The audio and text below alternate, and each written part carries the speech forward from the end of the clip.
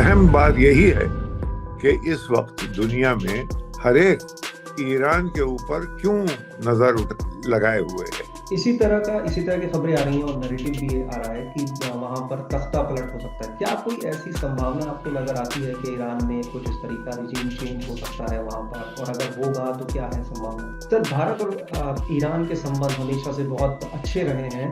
ابھی جو حالات ہیں اس کے بعد بھارت کا کیا رخ ہونا چاہیے؟ کیونکہ ٹائمز ناؤ بھارت کے ڈیجیٹل پلیٹ فارم پر آپ کا سواگت ہے اور آپ ڈیجیٹل ٹاک شو دیکھ رہے ہیں۔ ہمارے ساتھ اس وقت موجود ہیں جانی مانی شخصیت، وریشٹ پترکار جنہیں ایک لمبا تجربہ ہے پترکاریتا کا، سعید نقوی صاحب۔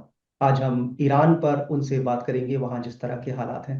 نقوی صاحب، آپ کا بہت بہت سواگت ہے۔ بہت بہت شکریہ۔ ایران میں سر اس وقت جو حالات ہیں، جس طرح کے سڑکوں پر جو لوگ ہیں وہاں پر، اور جس طرح کا تناؤ دیکھنے کو مل رہا ہے، امریکہ کا اس میں انوالومنٹ، اسرائیل کے جو بیان آ رہے ہیں، اسے آپ کس طرح سے دیکھتے ہیں پوری تصویر؟ آپ کے سوال میں دو ملکوں کے نام آئے، ایک امریکہ اور ایک اسرائیل۔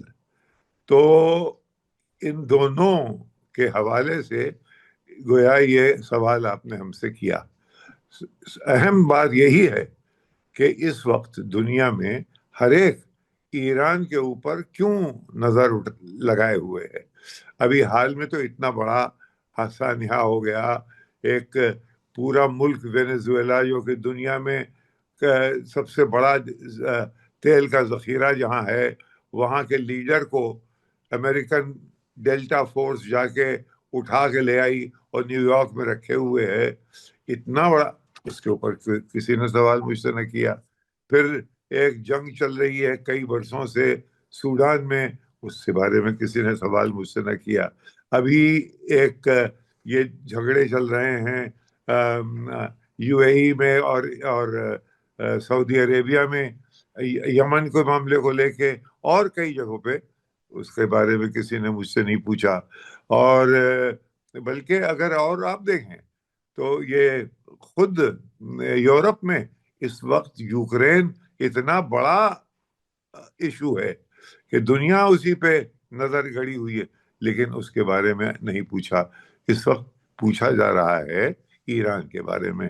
تو یعنی میرے کہنے کا مطلب یہ ہے کہ بہت سے ایسے مقامات ہیں، ایسی جگہ ہیں جن کے اوپر ہم نظر ڈال سکتے ہیں اور جن سب کا اثر دنیا پہ زیادہ ہوگا بنسبت اس کے۔ لیکن یہ کیوں ہے؟ یہ اس کی وجہ یہ ہے کہ اس علاقے میں ایک قوت ہے جس کا نام ہے اسرائیل۔ اسرائیل جب چاہے، دیکھیے آپ تو اخبار نویس جب سے ہوں گے، میرے خیال میں آپ ایکسپیرینس آدمی دکھائی دے رہے ہیں۔ دو چیزیں ہوتی ہیں نیوز میں، ایک ہوتی ہے نیریٹو جی، اور ایک ہوتا ہے فیکٹ۔ نیریٹو وہ ہوتا ہے جو کہ ایئر ویو سے، ایجنسی سے، بڑے اخباروں سے بنایا جاتا ہے۔ نیریٹو کہانی یہ بنائیں گے ہم، اور ایک ہوتا ہے فیکٹ۔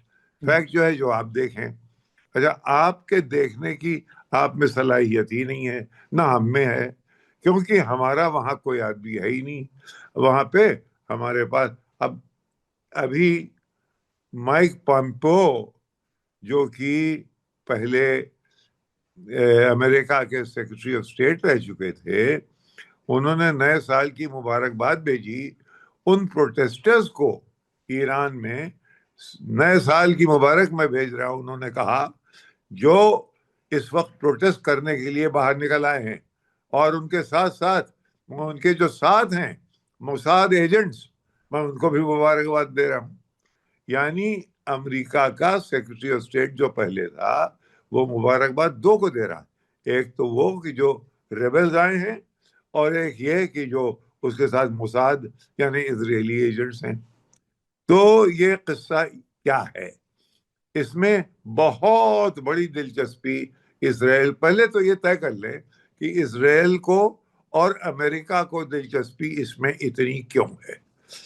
اس لیے ہے کہ اسرائیل کو زیادہ ہے، اور امریکہ کو اس لیے ہے کہ اس کو یہ دکھانا ہے کہ وہ ابھی تک اس کی اسرائیل سے اس نے اپنی سرپرستی کا ہاتھ उठा नहीं लिया है, लिहाजा वो भी दिलचस्पी लेता रहेगा, क्योंकि उसकी भी मजबूरी है। उसकी मजबूरी है, अमेरिका के अंदर एक चीज है, इजराइल लॉबी। इजराइल लॉबी दुनिया की सबसे ज्यादा पावरफुल लॉबी है। वो घोड़े की लगाम, यानी अमेरिकन एडमिनिस्ट्रेशन की लगाम उसके हाथ में है। वो जिधर चाबुक मारे घोड़ा उधर चलेगा, जिधर वो खींचे घोड़ा उस तरफ जाएगा। तो ये उनकी मजबूरी है। अब इसराइल की जो मजबूरी है वो ये है कि आप ये ना देखें कि उनके रिश्ते इस वक्त तुर्की से बहुत बिगड़ रहे हैं। आपकी नजर इस पे ना जाए कि उनके रिश्ते जो हैं वो सऊदी अरेबिया से खराब हो रहे हैं। आपकी नजर इस बात पे ना जाए कि अभी तक हमास खत्म नहीं हुआ है। आपकी नजर कहीं इस पे ना चली जाए कि जो 7 अक्टूबर 2023 को जो झगड़ा शुरू हुआ था, जिसमें कि 12,000 इजरायली लोगों का कत्ल कर दिया गया था, और उसके बाद जो बर्बरियत आई, जिसकी वजह से पूरा जेनोसाइड हुआ, जिसमें कि हजारों, मेरे हिसाब से तो 1 लाख 2 लाख के करीब है, लेकिन बहरहाल ये फिगर्स दे रहे हैं हजारों, 65,000 70,000 इतने लोग मार दिए गए। इससे नजर आपकी क्यों हटाई जा रही है? इसलिए कि उस पूरे इलाके में एक तो इसराइल, ये वो कुव्वतें हैं जो कि इस वक्त बैक फुट पे हैं दुनियाई निजाम में। ये आगे ये जीती हुई फोर्सेस नहीं है। ये जीती हुई फोर्सेस होती तो ये इतनी जगहों से आपकी नजर को अलग ना करती। लेकिन सर, क्यों? इसलिए कि अब इनका फोकस पहले भी यही था कि भाई ईरान को हमें खत्म करना है। अच्छा, ईरान में हो क्या रहा है? मैंने पहले तो आपको बैकग्राउंड दे दिया। जी। अब ईरान में हो ये रहा है कि आज नहीं, बहुत पहले से ईरान की जनता जो है वो हमेशा से एक तो डिवाइडेड रही। ये वो लोग जो कि अयातुल्लाह को पसंद करते हैं, और वो लोग जो कि एक सेकुलर, बगैर जो कि अयातुल्लाह ना हो उस किस्म की हुकूमत को चाहते हैं। ये तबका हमेशा 1979 जब से ईरानियन रेवोल्यूशन आया, वहां पे ये एक डिवाइड रही है। और ये लोग ये भूल जाते हैं कि ईरान के सबसे पहले प्राइम मिनिस्टर मेहदी बाज़ारगान, बाकायदा फ्रेंच कट की बियर्ड थी उनकी, वो हुए थे। उसके बाद ये एक और मैं नाम भूल रहा हूँ, जो एक और प्राइम मिनिस्टर हुए थे,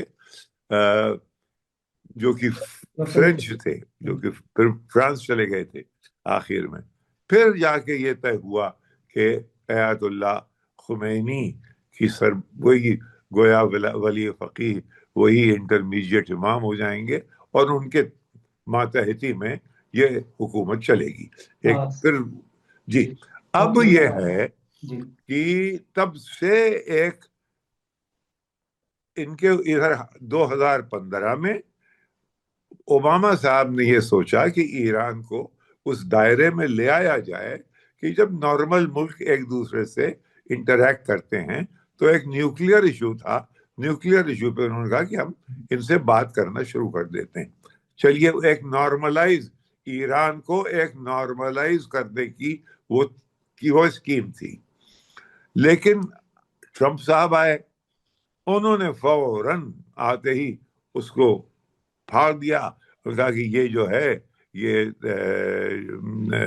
जो अग्रीमेंट है ईरान के साथ, ये बिल्कुल गलत है, इससे मैं नहीं। और दूसरे, उन्होंने अपनी जो उनके अंदर प्रो जायोनिस्ट टेंडेंसीज थी, जो कि सबसे ज्यादा निगल के आती हैं, उनके दामाद जो हैं जैरेड कुशनर, वो उनके दामाद हैं और यहूदी हैं और बहुत बड़े बिजनेसमैन हैं, और नेतान्याहू के बहुत दोस्त हैं। नेतान्याहू तो आप जानते ही है, प्राइम मिनिस्टर है इसराइल के, तो उनके बहुत दोस्त हैं वो। तो इस वजह से उन्होंने ये इसको रद्द कर दिया। उसके बाद उन्होंने जनाब सैंक्शंस, एक सैंक्शन, दो सैंक्शन, इतने कॉम्प्रिहेंसिव सैंक्शंस लगा दिए गए ईरान पे कि वहाँ के लोग वाकई में इस वक्त टूटे हुए हैं। वहाँ के लोगों की इक्तिसादी हालत, इकोनॉमिक हालत बहुत बुरी है, सर, यानी इससे इतनी जुड़ा बुरी एक कभी सवाल नहीं हुई है। मैं आपसे करना चाह रहा था, मैं आपको रोक रहा हूँ बीच में। जी कि ईरान का कहना है कि वहां जो कुछ भी हो रहा है सड़कों पर इस वक्त, उसके जी पीछे जो है वो पश्चिमी ताकतें हैं।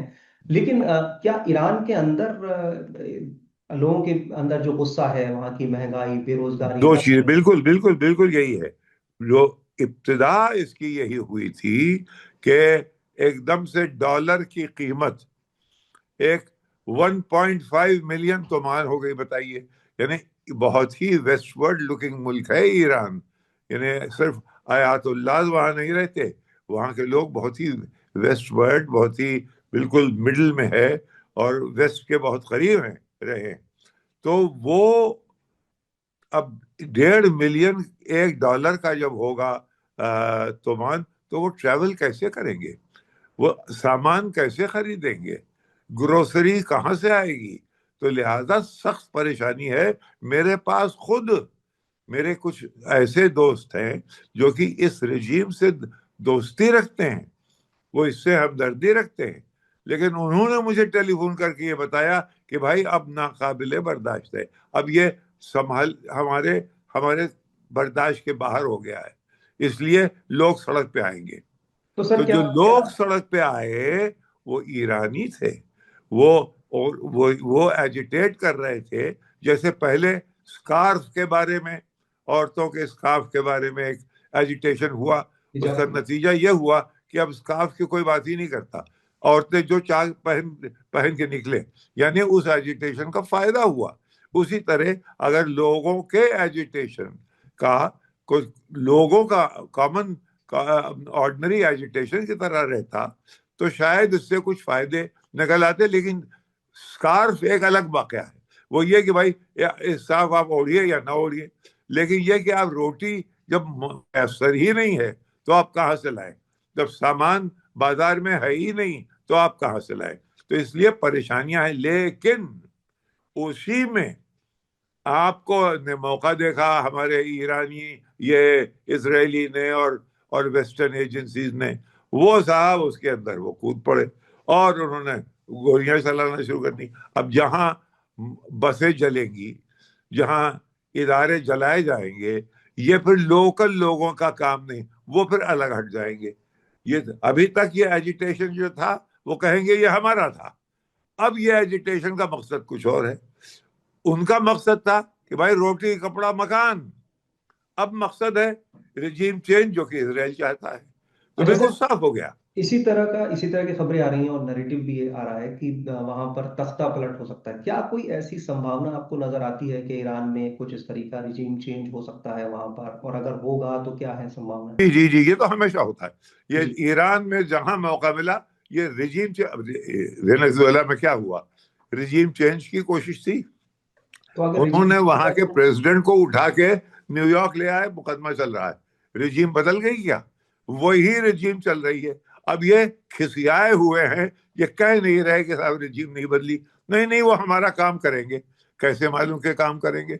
सबसे पहले जो वेनेजुएला के प्रेसिडेंट जो नई बनी है डेल्सी रॉड्रिगेज, उनको सबसे पहले मुबारकबाद देने के लिए रूसी, चीनी और ईरानियन एम्बेसडर्स गए।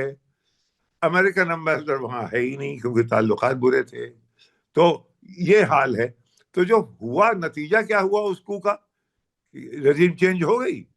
आप एक पकड़ के किसी को ले आए, इसका नतीजा दुनिया में ये होगा कि भाई एक दो है, एक तो डरेंगे लोग और दूसरे ये समझेंगे कि अमेरिका एक गैंगस्टर हो गया है। यही कहेंगे ना कि भाई ये कोई शराफत की इंटरनेशनल अफेयर्स तो है नहीं। यही दो, एक कहेंगे भाई इससे डरो, दूसरा ये कि भाई ये तो शरीफ लोग है ही नहीं, तो इनसे मुंह ही न लगो, यही कहेंगे। लेकिन यहाँ पे भी कई दफा ये कोशिशें हो चुकी हैं कि रिजीम चेंज, भाई रिजीम चेंज वियतनाम में हो गई थी, नहीं हुई। अफगानिस्तान में 20 साल तक امریکہ کی اور نیٹو کی حکومت رہی 20 سال. آپ کو ابھی یاد ہے کہ 30 اگست 2021 کو وہ وہاں سے کیسے بھاگے ہیں. جی سب یاد رکھنا چاہیے کہ کیسے بھاگے ہیں. اس کے 6 مہینے کے اندر آپ نے یہ پرووک کر دیا ان کو، رشنز کو، یوکرین میں، کہ بھائی کسی طرح، کیونکہ اس وقت جھگڑا جو بنیادی ہے وہ یہ ہے کہ ایک ہیجمنی، ویسٹ کی ہیجمنی ختم ہو رہی ہے، ملٹی پولر ورلڈ آ رہی ہے. اس کو ریزسٹ کرنے کے لیے، اس کے لیے ان کے تو جانوں کے لالے پڑے ہوئے ہیں اسرائیل کے، کہ اگر یہ ملٹی پولر ورلڈ آ گئی اور امریکن سپورٹ جس لیول پہ نہیں مل سکتی تھی وہ نہ ملی تو اسرائیل کا ہوگا کیا؟ یا آئندہ وہ جینوسائیڈ نہ کر پائیں گے جو کر دیا انہوں نے پچھلے، کیونکہ اب وہ ان کا امداد دینے والا ہی اس کے اندر بس اتنا ہی ہے کہ وہ جا کے پکڑ لے آئے، لیکن سرکار نہیں بدل پائے وہ. سر، کہ کیا آپ کا یہ ماننا ہے کہ اسرائیل اپنے ایگزسٹنس کو بچانے کے لیے ان سب معاملات میں دخل دے رہا ہے اسی وجہ جی، اس کو مستقل جنگ چاہیے تاکہ لوگ ادھر دیکھتے رہیں. اندر ان کے یہاں بہت زیادہ گڑبڑ چل رہی ہے. ان کے یہاں بہت انتر وروध جسے کہتے ہیں بہت زیادہ بڑھ گیا ہے. اور یہ اب آئندہ، یہ میں بہت ہی، میری کوئی 50-55 سال کی ایکسپیرینس ہے. جی میں آج یہ میں کہہ رہا ہوں، اب یہ کبھی اس طرح کا جینوسائیڈ نہیں کر پائیں گے، کیونکہ نہ ان کے جو بیکر ہیں امریکہ، نہ ان میں یہ قوت ہے، نہ ان کے بیکرز جو یورپ میں ہیں ان میں وہ قوت ہے، اور یہ خود بھی گھبرائے ہوئے ہیں. بھائی ابھی تک حماس کو ختم کر لیا کیا؟ ابھی تک تو یہی طے ہو رہا ہے کہ بھائی ایک کمیٹی بنے گی اور پھر ایک گروپ بنے گا، اور پھر اس کا کام کیا ہوگا؟ اس کا کام ہوگا صاحب حماس سے ہتھیار لے لیے جائیں. صاحب یہ تو ہم نہ کریں گے، سب کہہ رہے ہیں آپ یہ کام ہم سے نہ کرائیے، یہ آپ کر لیجئے پھر ہمیں بلائیے. تو اس وقت یہ دنیا کا جو خلفشار ہے اس کے بیچ میں یہ بھی معاملہ آ گیا ہے.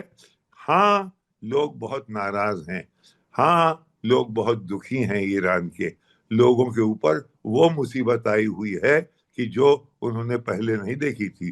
یہ ایسی مصیبت کو اگر صحیح طریقے سے مینج کیا جاتا تو سرکاریں بھی بدلی جا سکتی تھیں، لیکن وہ نہیں کیا آپ نے. آپ بیچ میں خود کود کے آ گئے، اور وہاں پہ فارن منسٹری میں سارے ایمبیسڈرز کو بلا لیا اور انہوں نے ان کو تصویریں دکھا دی کہ دیکھیے یہ جو ہے، یہ جو تمنچا چلا رہا ہے یہ کوئی ایکسپرٹ آدمی ہے.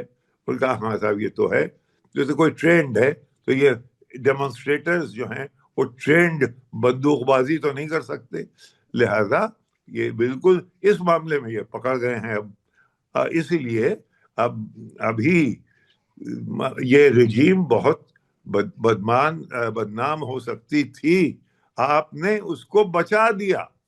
بھائی یہ امریکہ اس بات کو نہیں سمجھتا کہ ایک چیز ہوتی ہے نیشنلزم.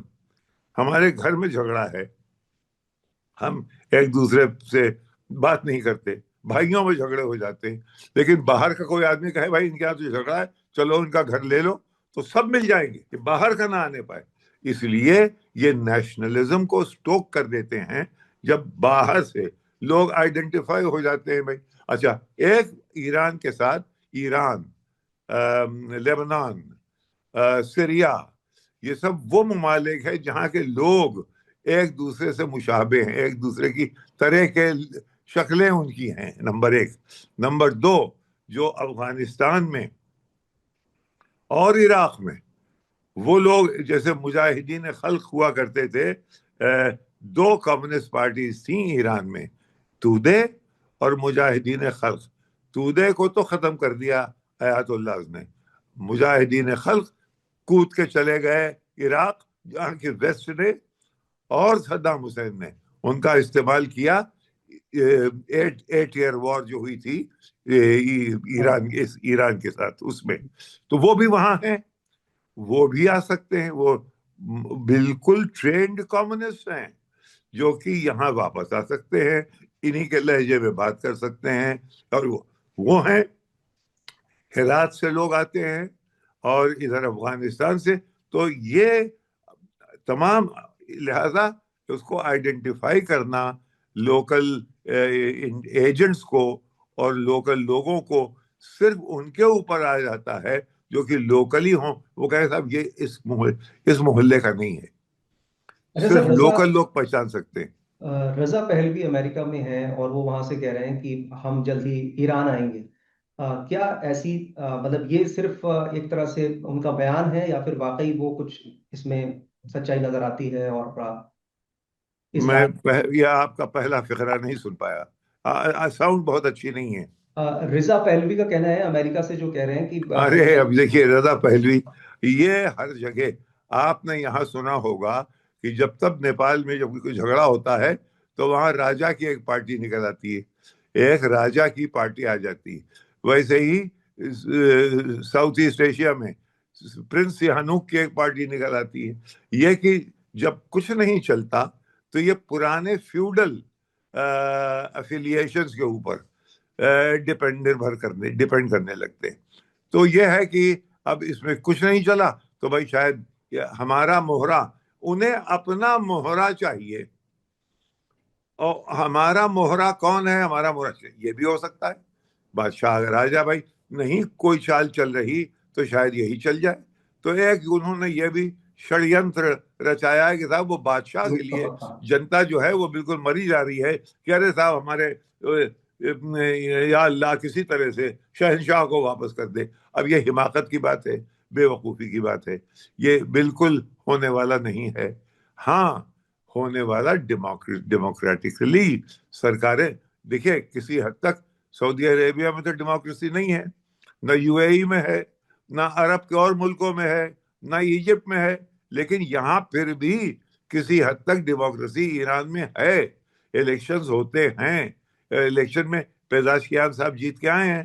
Right. اب یہ کہ ان کے پاس کتنی قوت ہے، کیا وہ جنتا کو ان پہ ان پہ اثر انداز ہے کہ نہیں ہے، ان کا اثر ہے کہ نہیں ہے، مجھے اندازہ مجھے نہیں ہے. یہاں سر یہی آروپ لگتے رہے ایران پر کہ جس طریقے سے نارتھ کوریا میں اور چائنا میں پریس کو آزادی نہیں ہے، وہاں پر بھی خبریں باہر نہیں آ پاتی اور میڈیا پر کافی پابندیاں ہیں، انٹرنیٹ ادھر بند ہے. تو اس کو آپ کس طرح سے دیکھتے ہیں؟ بالکل یہ تو ہوگا. اپنی بہبودی کے لیے کون ملک نہیں کرے گا. وہ کہہ رہے ہیں کہ صاحب یہ دیکھیے ایران، یہ سیریا میں 2011 میں جب یہ عرب سپرنگ شروع ہوئی، جو کہ شروع ہوئی تھی دراصل ٹیونس سے. وہاں بو عزیزی نام کے ایک آدمی کو نے اپنے آپ کو جلا لیا تھا، اس کی انسلٹ کر دی تھی کسی پولیس وومن نے، اس کو تھپڑ مار دیا تھا پبلک میں. خیر تو اس کے بعد یہ شروع ہوا اور یہاں پہ ہم نے ان کو دیکھا ہے کہ صاحب کس طریقے سے. اچھا سرکار نے بند کر رکھا تھا میڈیا، لیکن باقاعدہ نیو یارک میں ایک فیکٹری چھوٹی سی بنائی گئی جو کہ اوباما صاحب جسے جانتے تھے، اور وہاں سے یہ کہ وہ چھوٹے چھوٹے اس کو کہتے تھے ڈیموکریسی گیجٹس، کچھ اس طرح کا نام تھا. میرے فائل میں ہے وہ، کیونکہ میں تھا وہاں پہ. انہوں نے وہ لے آئے اور ذرا تصویر لی اور وہیں سے ایک دم سے انٹرنیشنل ہو گئی. تو ساری دنیا میں جو ایٹماسفیئر سیرین سول وار کا بنا وہ اس طریقے سے بنا. یہی کوشش ہو رہی تھی یہاں، لیکن یہاں کے سرکار نے اس کو جیم کر دیا جلدی، اس لیے وہ بات آگے نہ بڑھ پائی ہے ابھی، میرا اندازہ یہ. سر بھارت اور ایران کے سمبند ہمیشہ سے بہت اچھے رہے ہیں. ابھی جو حالات ہیں اس کے بعد بھارت کا کیا رخ ہونا چاہیے؟ کیونکہ امریکہ کا یہ ایسے ہی فزل آؤٹ ہو جائے گا، اور اگر یہ کہیں فلیئر اپ کر گیا اور یہ جنگ کی شکل اختیار کر لی، وہ اسرائیل ابھی ہونے نہ دے گا. جنگ کی شکل اسرائیل ابھی نہ ہونے دے گا، کیونکہ ان کے ایران کے پاس پیسہ تو نہیں ہے، بازار تو خالی ہیں، لیکن میسائلز ہیں.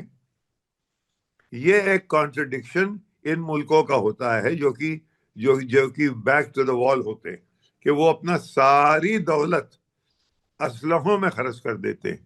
نتیجہ یہ ہوتا ہے کہ दुकानें खाली और लोगों की तकरीबन भुखमरी पे आ जाते चलिए सर, बहुत बहुत शुक्रिया, आपने अपना कीमती वक्त निकाला और हमसे बात हैं। करी।